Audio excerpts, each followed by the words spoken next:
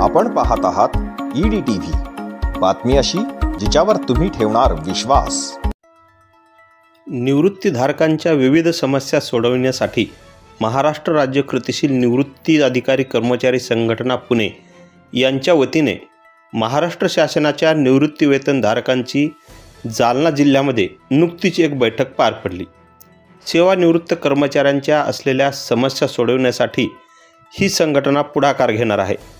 नुकत्याच झालेल्या या बैठकीच्या अध्यक्षस्थानी सेवानिवृत्त तहसीलदार PK ठाकूर यांच्या अध्यक्षतेखाली ही बैठक पार पडली आणि या बैठकीमध्ये जिल्ह्यातील 8ही तालुक्याच्या तालुकाध्यक्षांची निवड करण्यात आली आणि त्या संदर्भात पुढील दिशाही ठरवण्यात आली आहे।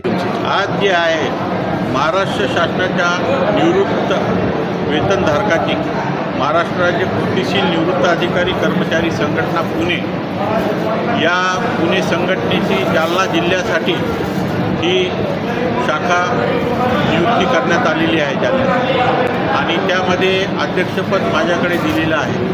त्यामुळे मी या ठिकाणी सगळ्याची बैठक ठेवलेली होती आणि बैठक ती फार खेळीमेळीच्या वातावरणात झाली। उद्देश हा आहे की जालना जिल्ह्यामध्ये इतके सेवानिवृत्त ज्येष्ठ नागरिक कर्मचारी अधिकारी जे आहेत त्यांची सेवानिवृत्त झाल्यानंतर ज्यांना काही अडीअडचणी आल्यास त्या अडीअडचणी सोडवण्यात येईल।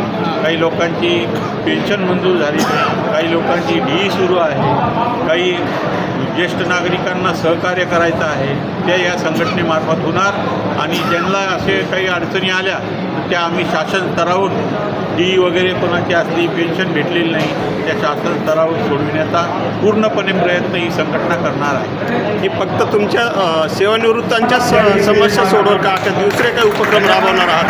ज्येष्ठ नागरिक जितके पण आहेत 60 वर्षाच्या वरचे त्यांना पण आम्ही याच्यामध्ये प्राधान्य देणार आहे। त्यांच्या अडीअडचणी काही कौटुंबिक अडचणी त्या पण या संघटनेमार्फत सोडवण्यात येणार आहे। धन्यवाद। जिंदगी हंसने गाने के लिए है पल दो पल, जिंदगी हंसने गाने के लिए है पल दो पल, इसे खोना नहीं होके रोना नहीं, इसे खोना नहीं होके रोना नहीं, जिंदगी हंसने गाने के लिए है पल दो पल।